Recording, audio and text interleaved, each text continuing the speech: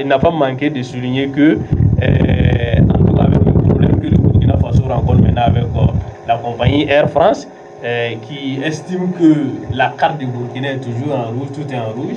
Est-ce que jusqu'à présent, Rintarba Jean-Emmanuel Ouedraogo, devant l'ALT, parlait de 71% du territoire récupéré?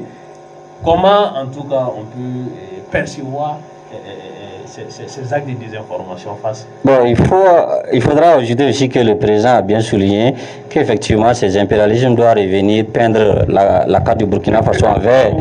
Ça compte beaucoup, il faut souligner le passage. Oui. Voilà. Par rapport à la désinformation est une arme puissante utilisée par les ennemis pour semer la division, pour contrer efficacement les actions du gouvernement. Oui. Donc, pour ce faire, pour lutter contre cette désinformation, qui d'ailleurs est une triste réalité au Burkina Faso, oui, que les apatrides, entre guillemets, utilisent pour pouvoir atteindre leur finalité. Oui. Mais Dieu merci que la conscience burkinabé est arrivée à un niveau donné, que les gens ne s'adonnent pas facilement comme agents comptants, oui, à ces questions de désinformation. Oui. Voilà, avec l'arrivée du capitaine Ibrahim Traoré, on remarque qu'il y a véritablement une campagne de conscientisation et d'éveil de conscience, effectivement, oui, au niveau des jeunes et toute la classe sociale burkinabé. Oui. Donc chacun travaille effectivement à comprendre ces questions de désinformation.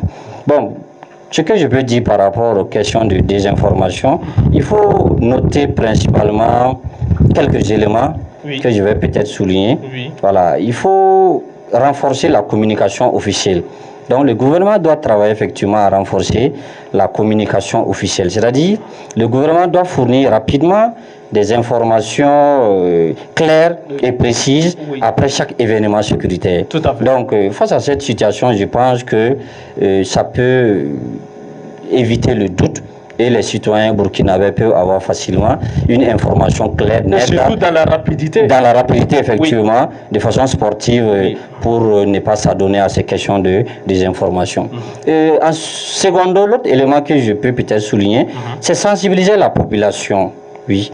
Le gouvernement doit travailler à sensibiliser effectivement la population, chose que bon, il fait d'ailleurs, voilà, parce que quand vous écoutez les médias, vous êtes des hommes de médias, oui, et je profite de ce micro pour vous féliciter, oui, et je félicite effectivement les Waïniens qui sont mes camarades de lutte, oui, ouais, donc, et aussi ils travaillent beaucoup pour conscientiser ce peuple. La coordination nationale des associations de la veille citoyenne. Et saluer, je tire mon chapeau, oui, et saluer effectivement, ils abattent un travail formidable pour la conscientisation. Donc il faut forcément miser, accélérer, mettre pression sur la sensibilisation de la population, former les citoyens à détecter les fake news. Oui. Voilà, les fake news, il faut les détecter, les dénicher comme ce que le président a souligné, et promouvoir les médias responsables. Tout à fait. Voilà, les médias doivent être responsables et ne doivent pas être les médias à la solde de l'impérialisme français. Donc, on a besoin des médias responsables, on a besoin des médias panafricains, on a besoin des médias burkindis, oui, voilà, qui travaillent effectivement pour le compte du Burkina Faso, pour encourager le gouvernement du capitaine Ibrahim Traoré. Donc, l'autre élément que je peux ajouter, c'est peut-être contrôler les plateformes numériques.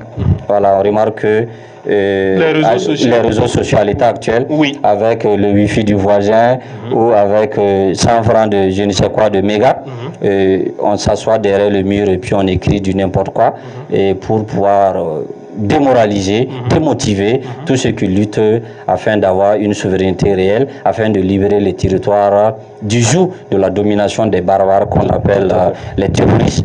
Donc, il va falloir véritablement contrôler les plateformes, mettre en place un mécanisme de surveillance et de signalisation des forces d'information, tout en respectant la liberté d'expression. Voilà, c'est extrêmement important dans un pays de démocratie, dans un pays de paix, c'est extrêmement important. Voilà, il faut que les gens tiennent en compte aussi que nous sommes aussi dans une circonstance de guerre. Et dans la guerre, tout n'est pas permis, tous les moyens sont bons pour anéantir l'ennemi.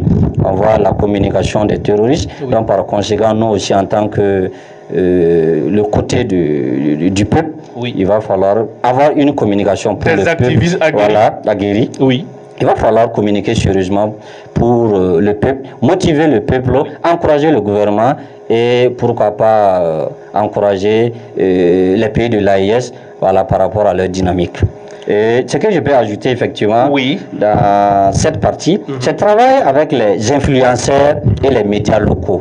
Voilà, les médias locaux jouent un rôle formidable par rapport à la reconquête du territoire. Donc, il doit utiliser les leaders d'opinion et les radios communautaires pour diffuser les informations crédibles.